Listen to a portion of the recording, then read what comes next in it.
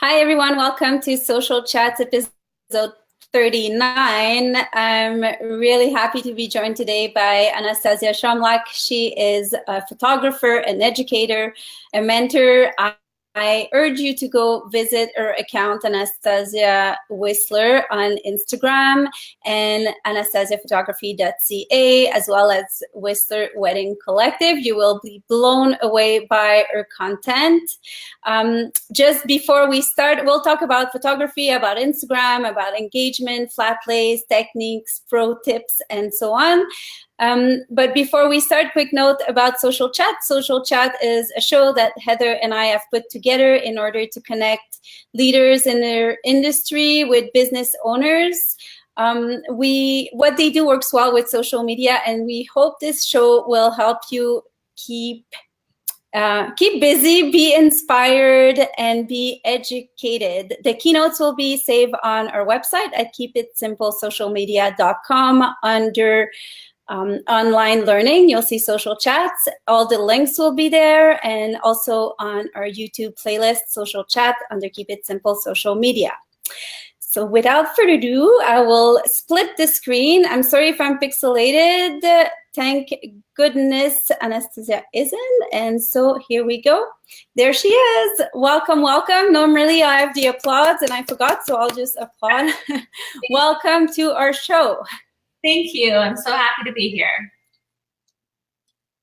Excellent. So how about it was kind of an intro that goes all over the place because you wear so many hats and you've done a lot in your career. So how about you tell us how you got started, what you've been working on, and where you're heading and what's happening, and how you got into photography and then into Instagram and into social media. I'll pass the camera to you.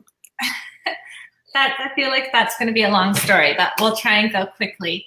Moved to Whistler 14 years ago, and I had my boys were just babies, and I loved photography, so I took a million photos of my kids and my kids' friends. And then before long, people started asking me to take photos of their kids. And so it fell into my lap. I was lucky. It was at a time when there wasn't a lot of photographers in Whistler photographing kind of that real life, authentic parts of who you are as a family. So it just grew really quickly, kind of that photojournalistic approach.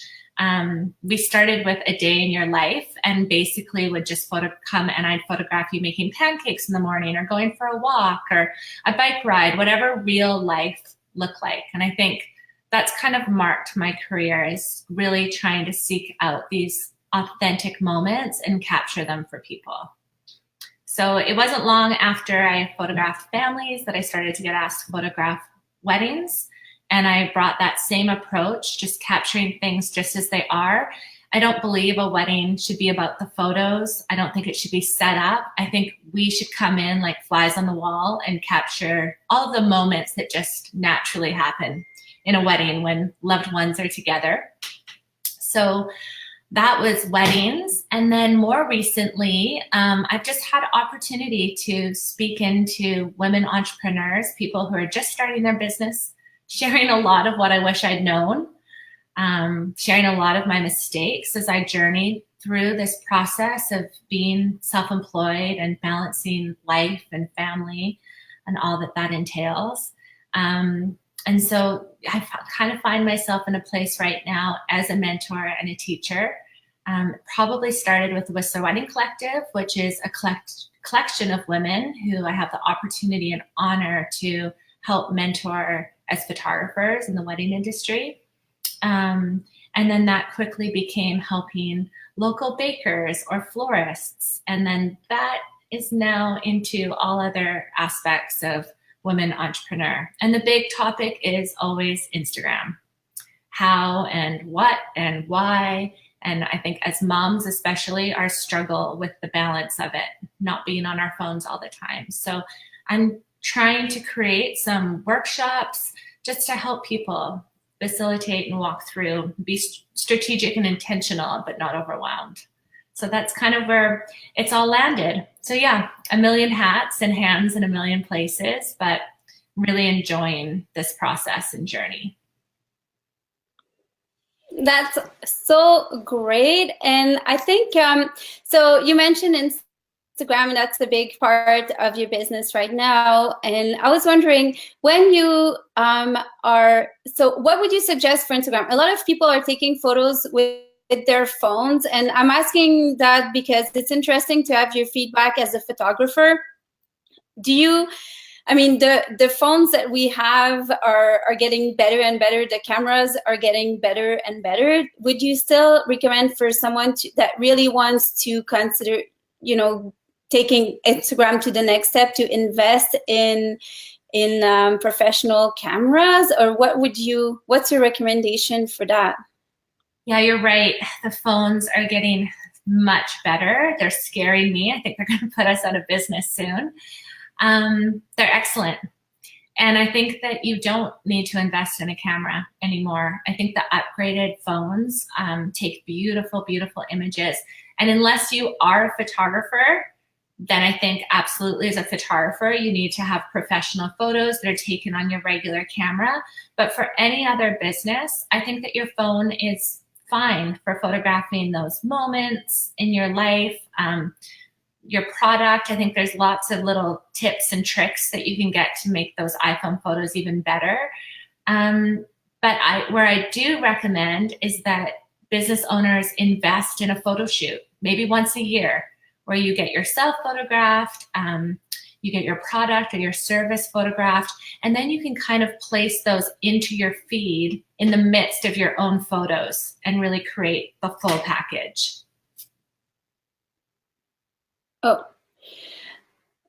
I absolutely love that. And I think back in the days, people had the habit of posting live, like taking a photo and posting it right away. And I think Instagram is a bit of a more curated platform, and to have those professional photos in your back pocket really allows you to step it up a notch on your page. And then actually that brings me to another question I had. What would you recommend for people being photographed? Because I found we had for our business for professional photography photos taken, and I found it to be really intimidating. And I'm in front of a camera pretty much every single day for videos or photos and social media. But to have a professional photographer, all of a sudden you add you kind of add the fear that you had to perform, because this was going to be really good and this was going to last and be used a lot. So I thought it was nerve-wracking, and I was really surprised by that. And so what would you recommend for people who are being photographed, and maybe, I don't know, that sounds funny, but like angles or what, like how should it be so that you actually show your genuine true self, but also your best side type thing? Yeah, for sure. No, that's such a good question. And I think that you have to find a photographer that you really connect with and that you feel like they really get you. You know, you should not be showing up, I think, in this day and age and our needs within Instagram, within social media. We need to humanize ourselves. That's what's the story that's going to set you apart. That's going to set your product apart from anybody else's. It's your why. It's your story. It's, you know, I say, like, the woman who makes bracelets, and her bracelets are beautiful and they're photographed perfectly on white. But what I'm interested in is that she also has twin little girls, and how she's balancing her life with her twins and making her bracelets. And I want to see those behind the scenes. I want to buy her bracelets because she's a mom. I want so much more from the service, from the product, from the person. And so I think, you know, Instagram really pushed that because it gave us this little look into people's lives. So I think you need to find a photographer who's going to who really understand you, who's going to help you humanize that side of things. So for us, when we do content creation for a brand, and we generally specifically work with women entrepreneurs, I'm asking about her values, her dreams. You know, what are all of the things that make you you? Because it's not just what you do, it's the way you love your husband. It's the way that you show up with your friendships. It's your commitment to meditation in the mornings, or you're eating healthy. So we bring in all those elements. And so we kind of want to look at Instagram as a mini brand. And that is why you're right, we curate it. I curate 3 months in advance for my Instagram. It's all planned out.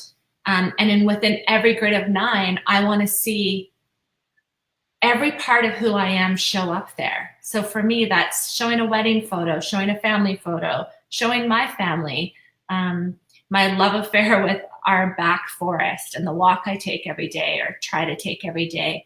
You know, all of that needs to kind of show up. The way that I want to empower women, tips and tricks for Instagram, you know, all of these things should show up and you see them right away. So if you have a photographer who has that clear understanding of your values, of your brand, then I think when they show up, they're just coming into your everyday. So I think that takes away a bit of that intimidation, that need to have that perfect photo, because it's not one photo that's going to tell people on Instagram who you are. It's all the photos put together. So I think, yeah, I worry less about angles or perfection. And when I'm looking to photograph somebody specifically for Instagram to create content for them to use within their marketing, I'm trying to see them as a whole person and just come into their day. Does that help? Yeah, absolutely. That's really interesting, because I think a lot of people think that you have to keep Instagram for your business, and then that you should have to profile and make sure that you keep business with business, and then your life with your life. But it's intricate, and sometimes it's hard to say to people it's okay to show your face. Even a lot of our clients, when we teach marketing, they don't want their face to be there. They don't want to be part of it. They want, either if they're realtors, they want to see their listing, and we try to tell them it's about your story. And I think that's the key to social media these days, is to be able to share a story and not necessarily share just a flat image. And so what you say resonates a lot. Also, so do you want to talk to us a little bit? Well, might as well step into Instagram, but what's your concept on what's for people who are just starting with Instagram? A lot of our viewers are really new at Instagram. So what's the concept of the 9 square and a grid, and how can you plan that in advance when you don't know what your next day is going to be? And should you kind of use Instagram stories on the side? So what's your take on all that for strategy and planning for people that are kind of new at all this, and they're not sure how to tackle it all type thing? Yeah. And it's a lot to tackle. It can be incredibly overwhelming because we have a platform that's constantly changing. We have an algorithm that's constantly changing. We have new things coming in from Instagram all the time that you kind of have to learn and be on top of. I tend to pick my battles a little bit with it. You know, my primary goal with my Instagram is to have a really beautiful feed that shows somebody who's going to look at it for 2 seconds what I'm about. Hopefully to gain their following, and then hopefully eventually, of course, to sell a service to them. So if they follow me, if they like what they see, if I show up in their feed consistently, then I'm hoping when I launch a new workshop, or when I am taking on new families to photograph, they're going to think about me, because they're going to feel like they have a relationship with me, that they know me. So my feed is very specific. It's very curated. I'm very intentional with how I post. My stories, which I'm terrible at keeping up on, it's the new goal for the fall, is to work on stories, shows a little bit more of behind the scenes, a little bit more real life, a little bit more day-to-day as it happens. You know, Instagram loves when we use everything that it does. So we're going to end up getting more followers, more people looking at our feed. We're going to show up on the algorithm the more that we use all of the features within Instagram. And so that's where it's important to use the stories, and to be posting consistently, to be using hashtags, because Instagram will reward us for that. Instagram will punish us if we don't post regularly, if we don't use their stories. They're not going to have us seen as much. So with that in mind, for me, with my life, you know, I'm a mom of 2 teenagers, and I have a, you know, an incredible community, and our life is busy, and my husband works and travels. And then on top of it, I run these 3 businesses. So for me, I just don't want to be on my phone all the time. I don't want to be constantly checking. So I have to be planning ahead. I have to be scheduling it all out. So I use Planoly to schedule all of my posts. And I organize months at a time. So I organize all of my posts within a grid of 9, because that's kind of what shows up when you first open up your Instagram. And I literally draw out, although we are creating templates, which will be super helpful, is I draw out all of these different grids, and I figure there's about 3 grids per month. And so I do it month at a time. And so for instance, I know that right now it's fall, it's back to school. So I knew that I would post the first day of school photo of my boys. That's going to go in there. Obviously, I couldn't plan that post ahead of time because I couldn't take that photo ahead of time. But I still knew in my planning where it was going to go, and that would fulfill kind of my family portion of my values within that grid. But the rest I can. I want to have 2 family photos in there. I want to have a couple weddings in there. I want to photograph one of the women that we just photographed and her brand photography. So I look kind of just at who am I photographing during this season. And then I think, okay, as I'm planning, well, we have Christmas coming up, or we have Thanksgiving coming up. We have a ton of families that come into Whistler for Thanksgiving. So I could probably do mini sessions for families, some of my local families, my return clients. So I'll create that post ready to go. So I'm just constantly looking at the calendar and matching it in with what I'm busy with. And then I create a plan for it. And then I search out the photos, or I go take the photos. Basically, it gives me a shoot list at the end of the plan in what I need to plan ahead and curate. So I'm a big planner of all of it. Otherwise, I just wouldn't be able to keep up with it. It's really interesting.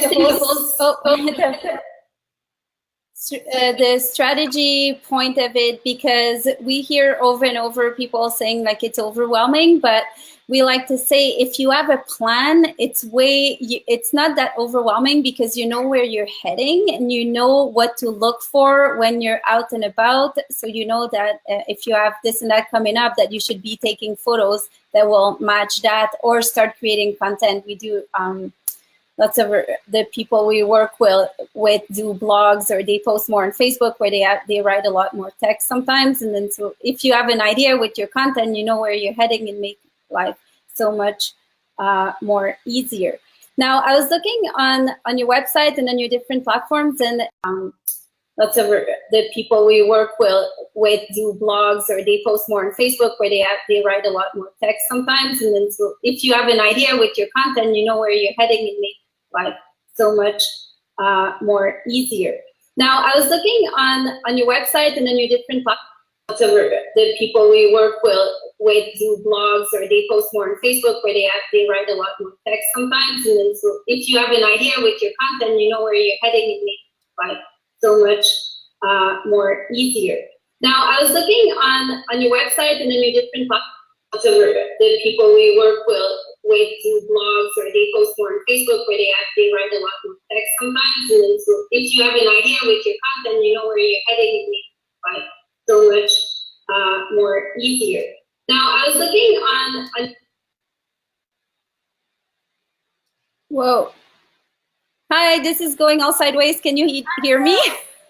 I lost you there. It was just repeating. Okay, I've got you now. Yeah, I heard that too. Okay, do you have me good now? I have you good now. Okay, that was just a little blip. Technology. Okay. I was like, oh, here we go. Okay, flat lays and taking photos of products on a flat surface, and why and how? Okay. Yes. So again, when we plan ahead of time, you know, I'm planning again, like 27 to 30 posts at a time. And so I want to break up the design element. It's really important to me not to have the feed look too busy. I want it to be really beautiful when you go to it. And so sometimes we'll want to add a flat lay or a quote within. And so that will be planned out within every grid of 9. Again, I kind of always go back to that, but within every grid of 9, I'm going to want either a beautiful quote or a flat lay just to break up some of the photography that I have. And so with our flat lay, we're pretty simple. We kind of have the plan, we'll have the quote, you know, we'll all decide around that time what I'm talking about. So for instance, in the next 2 months, you're going to see a lot of, on my feed, you're going to see a lot of us talking about creating content for women entrepreneurs, empowering women within to live out their passions. And so I know that we're about to launch a new website with all of our workshops and the new photo sessions that we're doing for brands and for women. And so I'm going to want to start to push my content with that. So that's kind of, yeah, that's where we kind of end up going. So I'm going to pick quotes that are specifically about empowering women and about business owners and entrepreneurialism. Like we're going to kind of add all of that in. So I'll know within the next month that I need 3 flat lays or 3 quotes. And then we want it to make sense. So for me with flat lays, and I'm probably a little bit different, it does not make sense for me to have a beautiful white backdrop with the perfect coffee with the perfect latte art on it and a gold watch and a perfect pen, like, because that's not my real life. I wish I could like move the computer so you could see the disaster that is in front of my computer right now. You know, I write in 800 different journals. I usually have spilt coffee somewhere on my table, you know, leftover toast from this morning and a candle burning. You know, it's a little bit of a mess. And so I personally go after that messy look. I want it to be authentic. I want it to be real. So yeah, we're definitely much more into spilling coffee on our flat lays.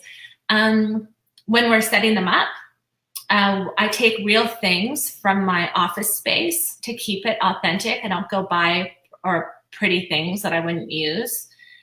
We buy a big piece of white cardboard, and then we start to lay everything down. When I say we, I love to work with my stylist. Her name's Jessie McNoll, and she's incredible. And I often bring her in when we're getting some of these photos ready.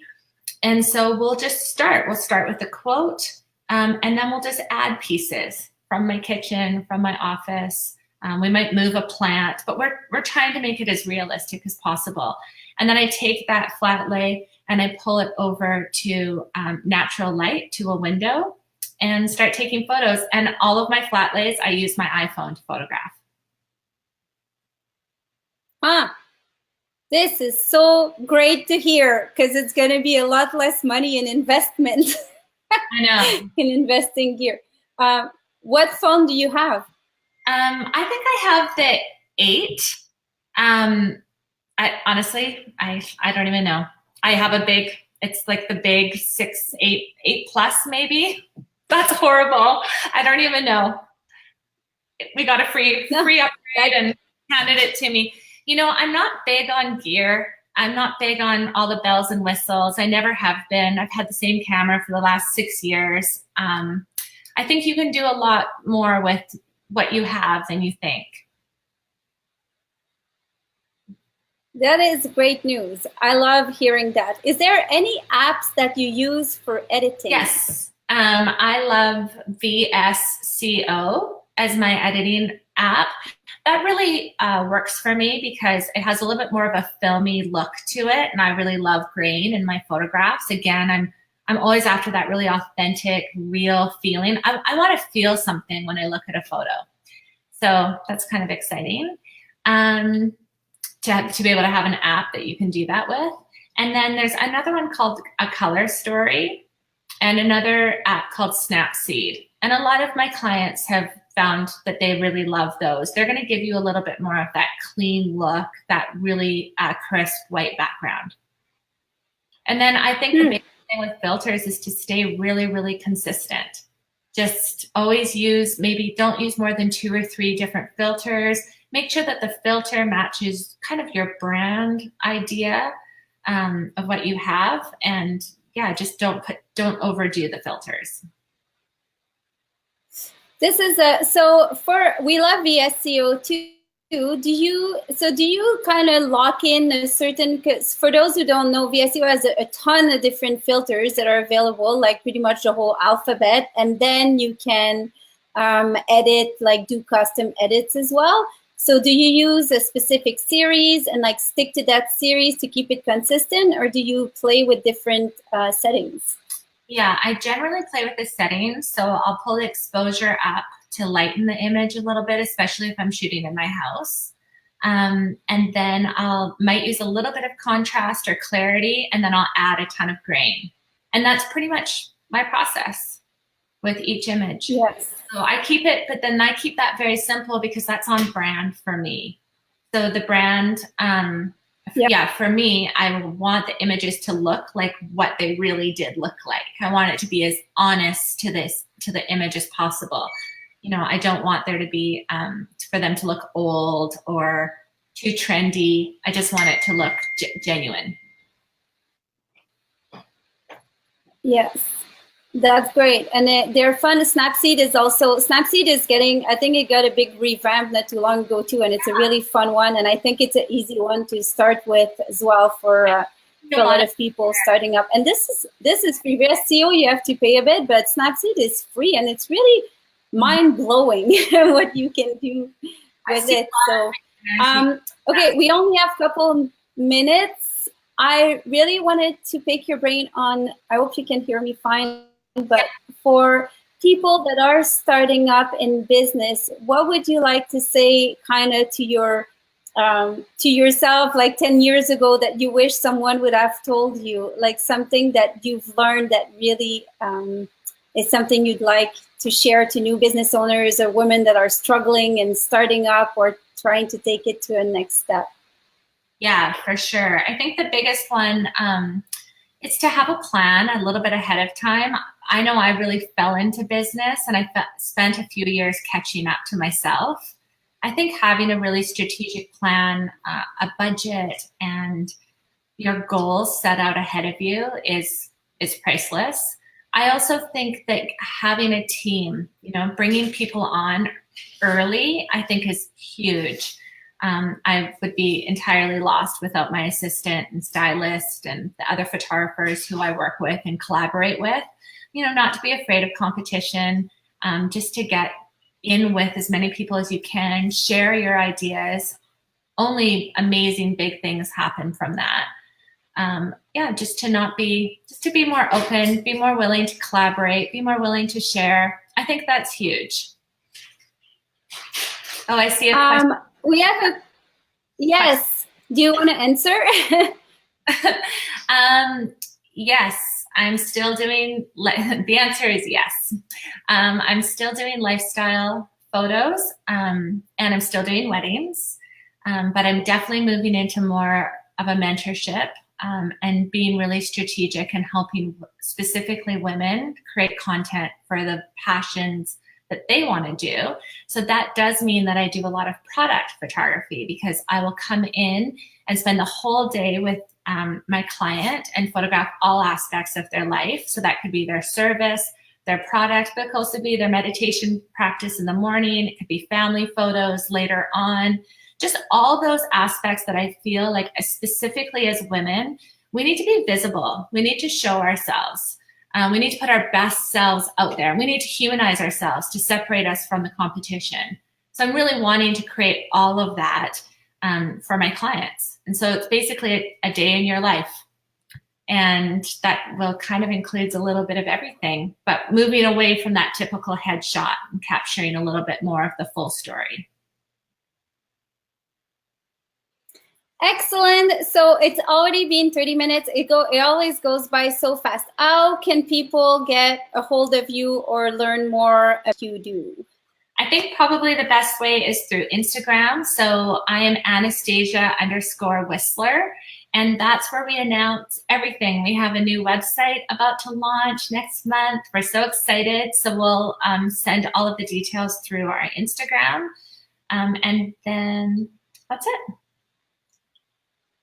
Perfect. Well, thank you. Oh, here, I'm in the little corner now.